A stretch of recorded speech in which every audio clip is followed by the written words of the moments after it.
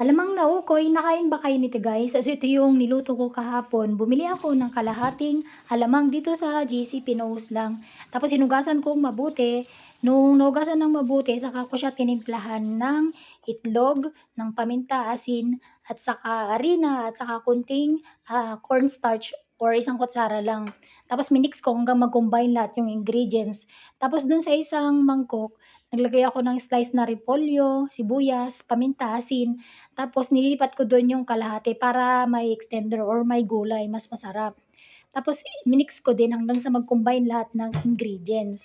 Tapos nagpainit na ako ng mainit na kawali at nilagyan ko na ng mantika at isa-isa ko na siyang pinrito. Tag-isang kutsara lang guys, manipis lang para mas madaling maluto at mas masarap kapag maninipis para pag crispy. Ayan, nauna na yung isa. Tapos ito yung pangalawa, yung plain lang, yung walang extender na gulay at saka sibuyas.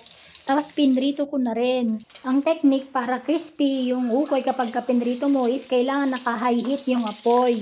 Mas masarap din kasing kainin ng ukoy kapag crispy siya. Ayan guys, so malapit na siyang maluto at ready to serve na yan guys. Syempre, gumawa din ako ng pinakamasarap na sausawan na gawa ko.